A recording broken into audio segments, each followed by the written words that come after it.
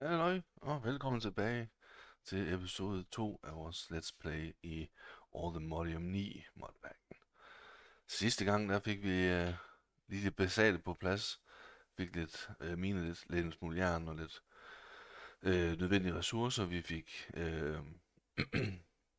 hvad hedder det, lavet nogle af de her maskiner herovre ved siden af. Og lige det helt basale, så nu er vi ligesom klar. Vi kigger lidt på den verden, vi er i. Øh, Så tænker jeg, at jeg lige lynhurtigt vil gå over nogle af de ting, den her modpack egentlig kan, som jeg ikke fik gjort sidste gang. Så lad os gøre det først. Hvis I går herind, så først og fremmest, så jeg fik vist vist det her sidste gang, men hvis man trykker snabelag, og så skriver navnet på øh, den mod, I lige skal bruge, så kan I fx skrive Ender.io, og så kommer kun Ender.io moddet frem, og så kan I nemmere sådan finde rundt i det. Øh, det kunne også være backpacks, ikke? Så kommer der alt med, muligt med backpacks her, som I kan lave. Øh, Derudover, så kan I trykke A på for eksempel her, og så kan I trykke A på den. Nej, det, så skal man lige trykke, så må man ikke være hernede samtidig. Så når man trykker herude, og så trykker A, så kommer den herover. Det fik jeg også lige vise sidste gang. Så har man en lille huskeseddel på, hvad skal man lige have lavet, sådan, og det er super smart, så man ikke skal søge efter det hver eneste gang. Og når man så har lavet dem, så kan man holde musen henover og trykke A igen, og så forsvinder de efterhånden, så man får det lavet. Så har vi her en skraldespand, hvor man kan smide ting ud, man ikke lige gider at have, som man ikke skal bruge. Og så har vi heroppe, der har vi sådan nogle quests. Og her står der lidt om, hvad den her modpack den egentlig er. Det kan I kan pause, så kan I læse det. Her står der lidt om nogle quests, at, som har lavet det. Og hvordan man claimer chunks, det kan være, at jeg viser det på et tidspunkt. Det er ikke så nødvendigt, når man ikke har en server. Så er der nogle kommandoer, hvis I skriver det i jeres kommando derinde, så kan I set home, altså så kan man teleportere til det. Og så kan I, hvad man kreerer team herinde også. Sådan helt basalt. Yes. Så herovre i siden, der er en lille pil. Boom.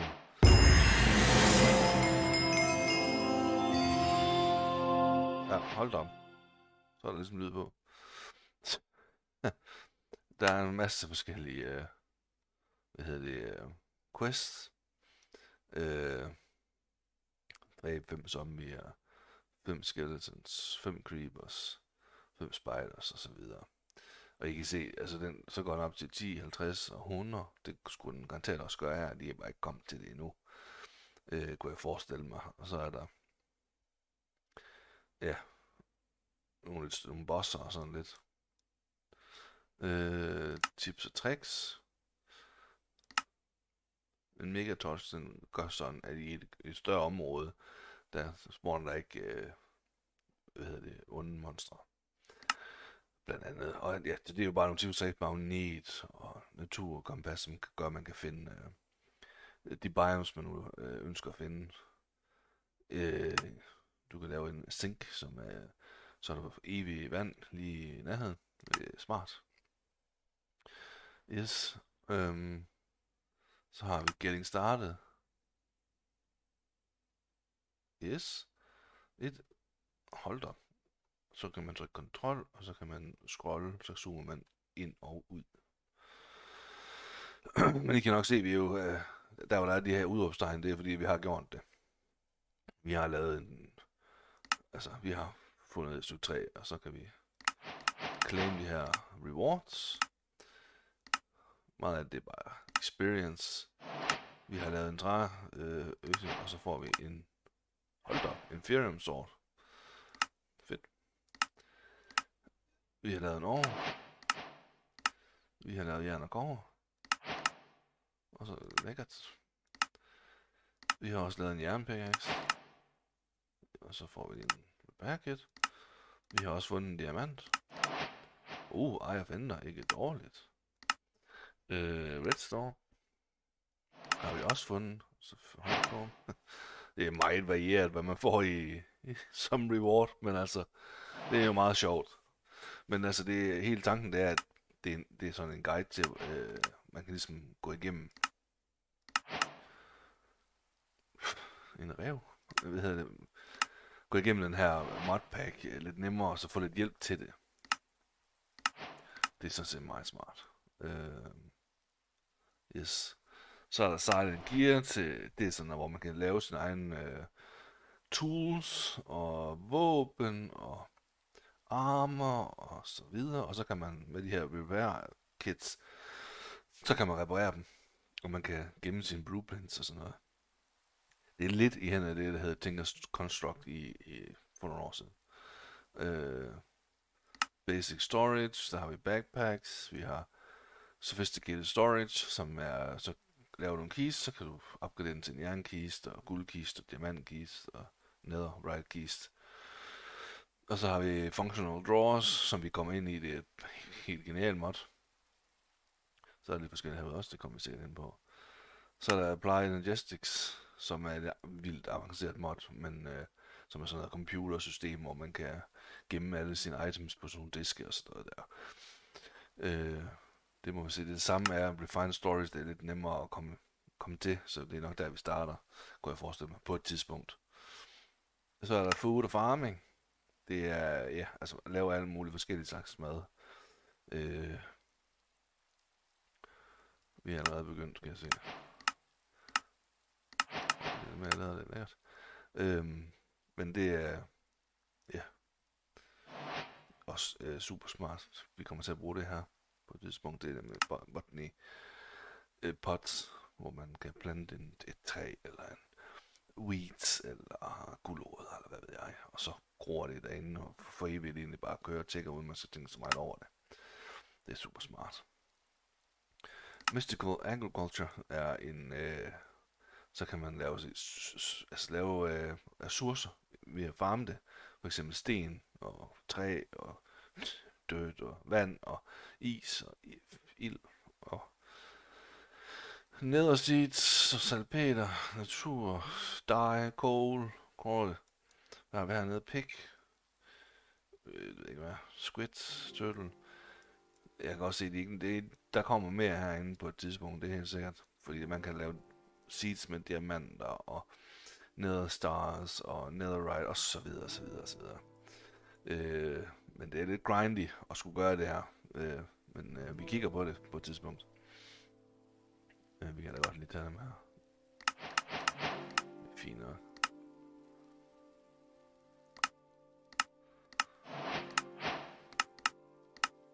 Sådan der.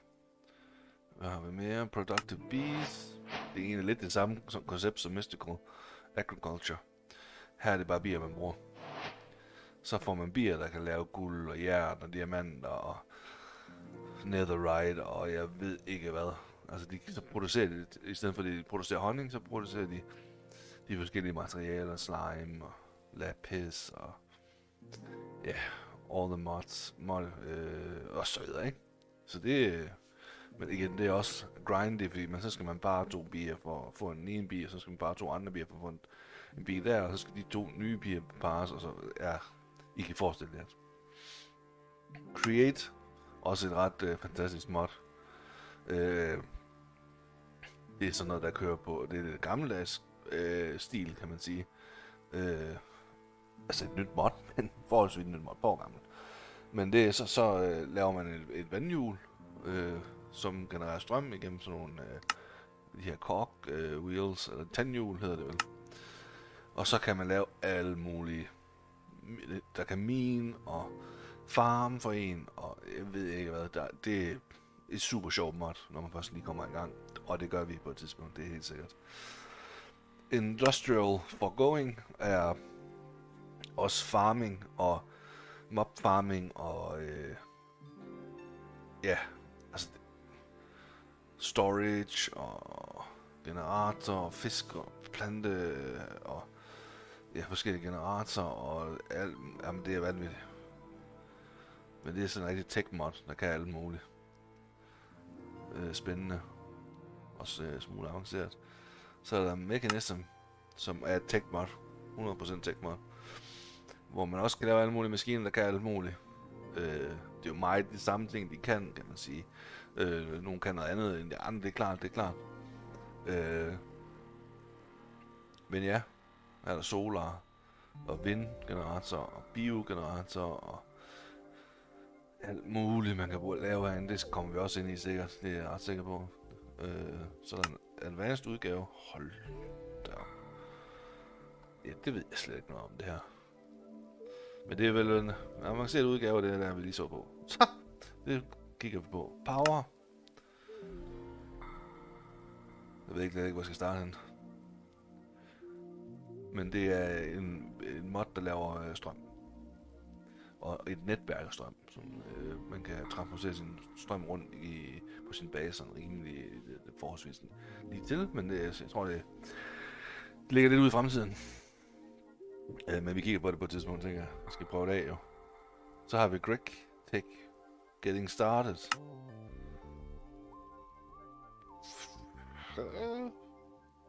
Det er ikke en mod, jeg kender. Det vil jeg nok være ærlig indrømme, men det venter vi med at tage. Jeg tror, det er... Det ved jeg godt nok ikke. Nu er vi lige skal sove lidt.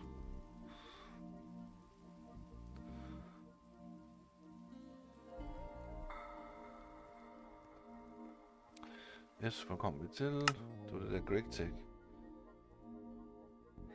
Steam Age. Ja. Pas. Jeg ved faktisk ikke rigtig, hvad det er. Low voltage, sådan noget strøm, tænker jeg måske. Medium high voltage.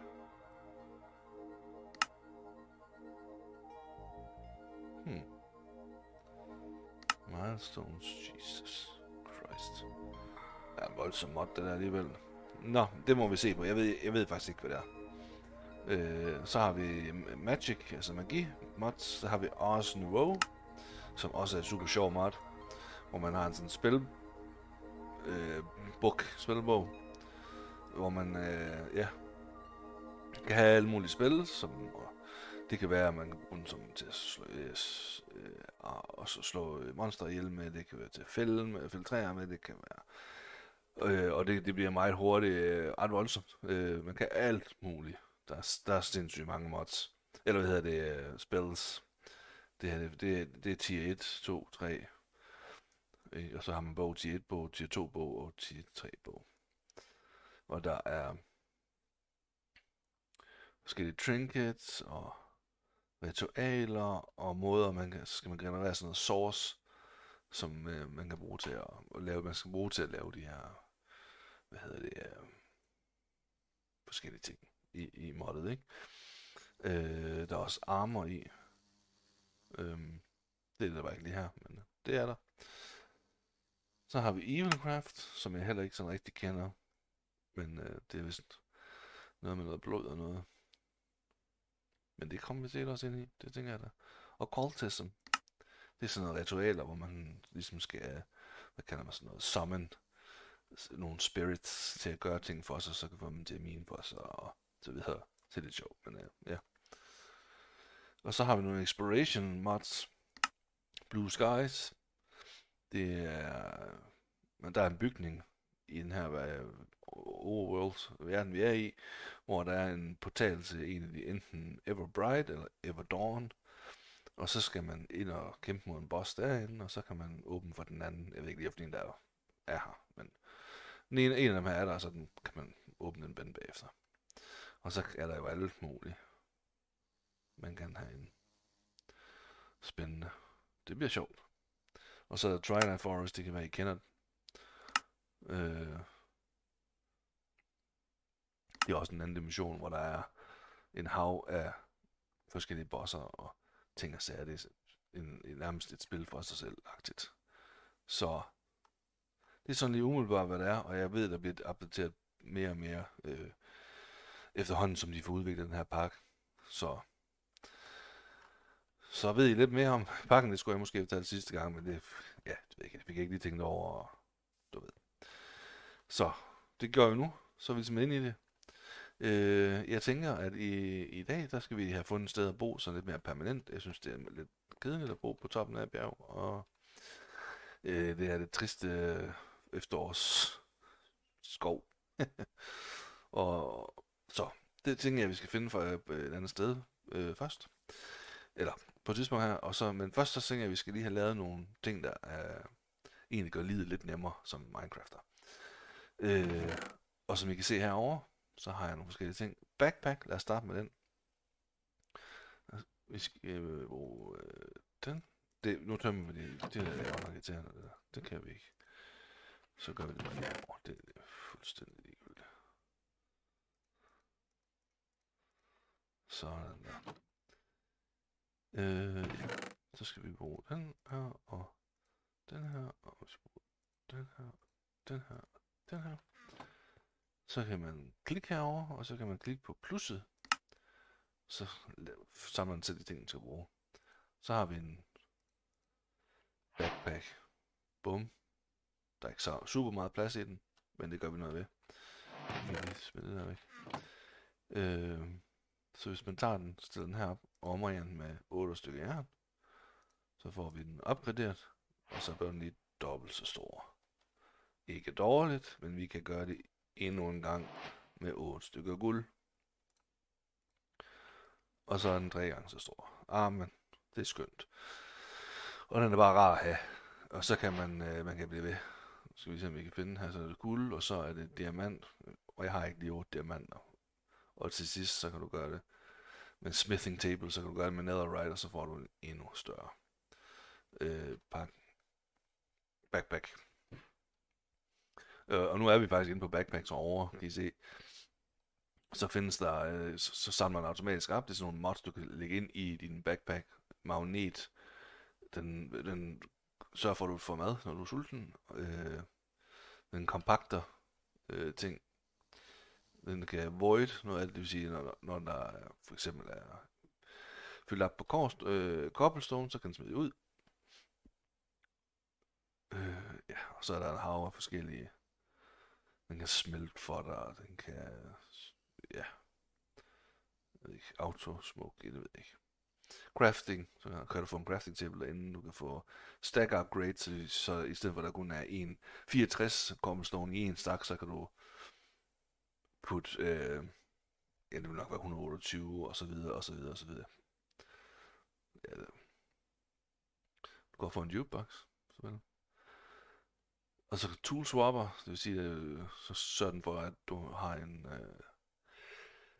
det rigtige værktøj i hånden, når du enten miner eller graver, så skifter den. Hvis du miner, så er du for at have en pickaxe, og hvis du så skal grave, så er den for en skovl til dig. Og så videre. Så det er faktisk bare, man kan alt muligt. Men, og den kan være inde, hvis I går ind i den her lille boble, og så går ned i... Hvor er det henne?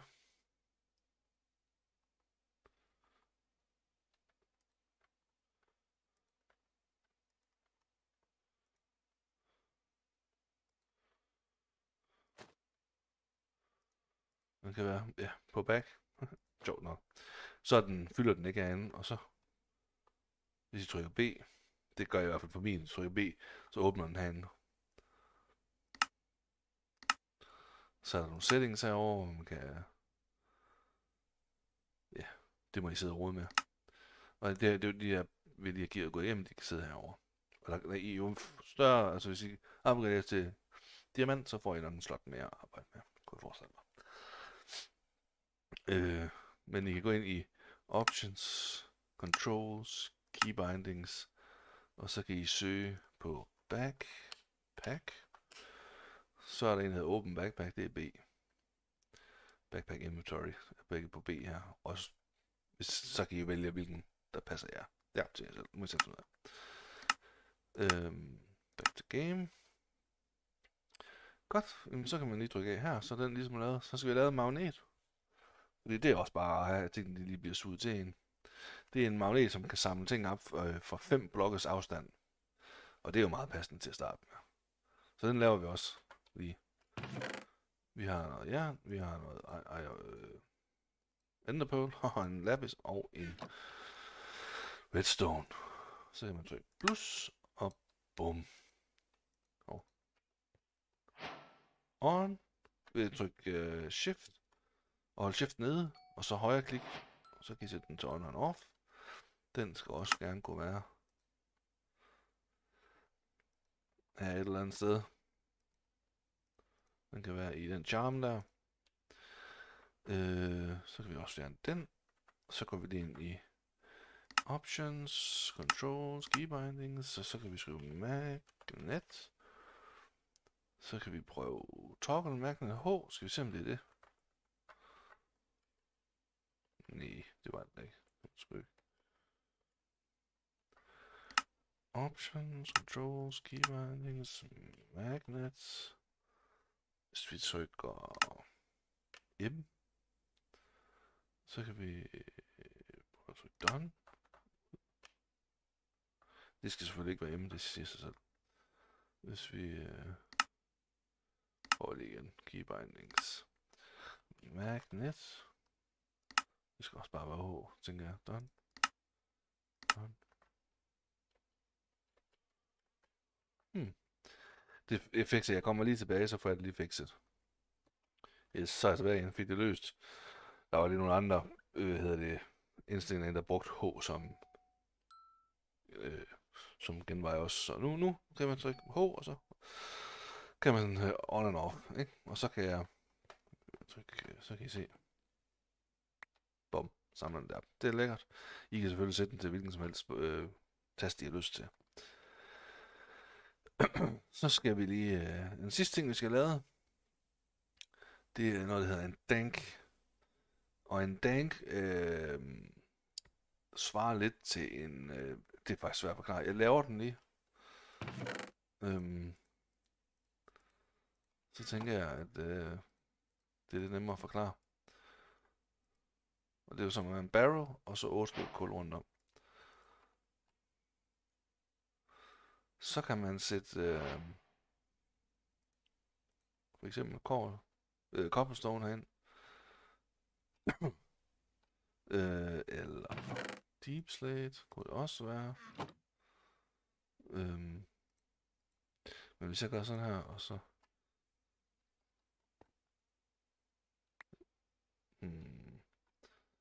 så jeg gør sådan her.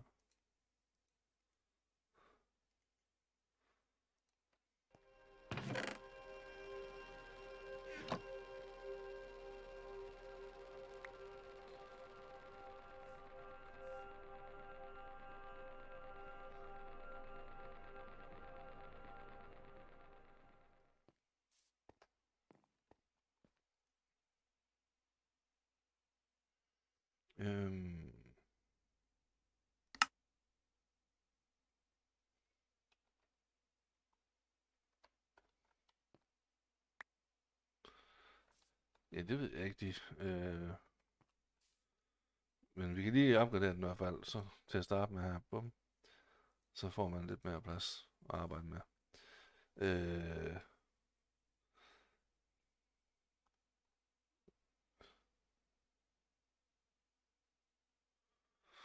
Ja, jeg er nok nødt til lige at rode lidt med den, indtil jeg finder ud af, hvordan det faktisk fungerer. Så jeg kommer lige tilbage igen. Så, løst at finde ud af, hvordan man bruger den. Som sagt, så er det egentlig en som kalder det sådan en extra storage til nogle af de ting, som egentlig bare fylder i ens eget inventory. Så nu har jeg lagt cobble, deep slate og noget cobblestone og gravel og dirt, og så vil man også putte sand og stone og sådan nogle ting. Altså hvad man nu finder hen ad vejen, som egentlig bare fylder. Men hvis vi tager nu er der 34 cobblestone, og så smider jeg den her på jorden, og så samler jeg den der. Så er der 35. Så ryger den direkte herind. Og hvis man holder shift ned, og så trykker O, så kan I se, så står der void pickup, none, pickup all. Så samler den det hele op. Filter pickups, det betyder, at det samler kun det op, det du har herinde. Og det, der er den stående, fordi det er det rareste, fordi så kan jeg tilføje det, jeg gerne vil have. Så jeg selv styrer det. Og vi kan lige trykke A herover, så det er ligesom væk. Og hvis jeg skriver ank herover, så kan man få den i gul. Altså der er 3, 4, 5, 6, 7 forskellige. Vanvittigt. Men de er dyre, synes jeg. Jeg synes, det er lidt overdrevet, men altså. Men sådan er det. Jeg tænker også, det er fint nok med det her indtil videre. Men det gør livet lidt nemmere, vil jeg sige, når man sådan skal rejse rundt og så videre og så videre. Så tænker jeg, at det næste vi gør, det er, at jeg finder et sted, vi kan bo, og så kommer jeg, ja, så kommer I tilbage der. Så vi kan sige, at vi mødes der i stedet for. Det er super. Vi ses. Ja, så er jeg tilbage igen. Jeg har fundet et sted, vi kan slå os ned, sådan lidt mere permanent. Synes jeg selv. Ved vandet, sådan en dejlig bugt. Noget lidt strandagtigt noget. Der er i hvert fald lidt strand herover. Og så er der også noget andet, der er ret fedt herover. Synes jeg, det er lidt sjovt. I kan se, der er lidt strand, men der er også en flåde. Der er en flåde af skib herude. Jeg synes, det var lidt fedt. Så det tænker jeg, at hvis på et tidspunkt, når vi lige har en ordentlig armor og noget, en ordentlig våbenværk, så kan vi lige tage ud og overtage det. Fordi at, det er sikkert mega spændende. Men ja. Nu har vi i hvert fald et sted, hvor vi kan sådan slå os ned, og så skal vi ikke tænke på at pakke ned og flytte et andet sted hen og alt muligt. Og ikke foreløbig. Jeg synes, det her det er et rigtig fint sted. Nede ved jorden, ikke op på et bjerg. Træer af alverdens arter, sådan i omegn. Hvad hedder det? Så jeg kan lige vise, hvor vi er henne. Vi er her. Og det er den flåde, jeg lige viste jer. Og så er jeg gået hele vejen ned forbi en stor bygning lige her, og lidt mindre end lige der, som vi skal ned og kigge på et tidspunkt. Og jeg er gået der forbi den her bygning. Jeg har ikke været inde i nogen af dem, det skal lige siges, så, fordi jeg tænker, at vi skal udforske dem sammen. Så jeg har ingen idé om, hvad der sker derinde. Men det kan vi lige gøre på et tidspunkt, når vi lige synes, vi har tid. Men så kommer vi ned til vores første base hernede, hvor vi var for et øjeblik siden landsbyen der. Og det var herovre, vi spawnede ved siden af den der store bygning. Ja. Men bare for sådan lige at give jer et indblik fra den gule hernede, og så hele vejen op til den blå, og hvor jeg er nu. Så det er et stykke vej, jeg gik, fordi det var meget sådan noget bjerg og terræn, og det var træls, og så fandt jeg det her lille flade område, og tænkte, det kan vi godt, der er vand og sådan noget, og så tager vi den derfra. Det synes jeg, det er en god idé. Så har jeg fået indrettet mig med de maskiner, vi får lavet, ovnene og nogle kister med vores ressourcer. Fordi der er ret mange. Der er forskellige mob blocks. Der var, ligesom jeg ankom herop, så var der Blood Moon. Og så væltede det med zombie og skeletons og alt muligt. Så derfor har jeg fået nogle forskellige, og det er lækkert nok. Så har vi lidt at arbejde med. Det er super duper. Masse crops. Og så har vi det herovre, som jeg har sat i værk. Det er et mod, der hedder Botany Pots. Hvis vi går ind på, så kan vi faktisk trykke lige her. Og Botany Pots er egentlig en nem måde at farme på. Altså det er det, der er tanken med det. Og måden man laver dem på, det er, at man først skal have sådan en her, det er ved at smelte nogle clayballs, så får du bricks. Det kender I fra Minecraft. Og det samme med dem her, det er clay blocks, altså lerblokke, som I smelter, og så får I det der. Så kan I lave dem her botany pots. Og så laver I nogle hoppers, det er 5 stykker jern og en kiste. Sætter dem sammen, og så får I hopper botany pots. Og det gør, at når de gror, så smider den bare den crop ned i tønden nedenunder. Og så skal I selvfølgelig have den respektive sugarcane gror bedst på sand. Jeg kan lige vise jer det. Så gror bedst på sand. Det er tiltet farmland, eller du ved, I skal lige håbe det en gang, og så en wheat seed, og så laver den ellers wheat. Og det her, det er Salisbury, som er en del af Ars Nouveau moddet, som vi kommer ind i, er super sjov med Gmod. Der skal man bruge dem her på et tidspunkt. Og hvad har vi herover? Der har vi gulerødder og kartofler fra Minecraft, som vi kender det. Lige lidt løg, det var lige hvad jeg havde. Og så har vi en oak sapling. Demon Stream for Occultism. Det er god fra det, når man skal bruge. Når vi kommer ind i det, så er det sikkert rart nok lige have en lille smule på lager af, hvad end den laver. Og så har vi en avocado sapling og en aprikos sapling. 3. Og I kan se, de er koloneret hernede, så sådan hænder mig stille og roligt. Det går ikke så hurtigt, men det er en passiv måde at gøre det på, så her får man logs og sticks og saplings, og på et tidspunkt er der nok også komme noget æble, tænker jeg. Ja, jeg ved ikke, så jeg har ikke forstand på det her også, men det finder vi ud af. Avocado og aprikos. Så det er jo helt perfekt. Jeg tænker, at vi skal have nogle flere af dem på et tidspunkt, af de her button pots, til nogle af de andre ting, vi skal, som kovarer, der står passivt og gror i baggrunden, mens vi laver alt muligt andet. Men jeg tænker, at det er det for det her afsnit, og så vil jeg i ham her, ikke? Han er bare over det hele. Ja, det er dårligt, men det er godt dyr der. Jeg tænker, imellem det her afsnit og næste afsnit, så får jeg lige bygget et hus. Jeg er nemlig super dårlig til at bygge hus, så det tænker jeg er ret frustrerende at gå og kigge på en, der ikke kan finde ud af at bygge hus. Så det er nok rart for jer, det er bare, at vi har gjort den imellem afsnittene. Jeg får sikkert også mine en lille smule ekstra ressourcer, og så finder vi ud af, hvad vi skal til næste gang. Skal vi ikke sige det? Det er super. Vi ses i næste afsnit. Hej hej.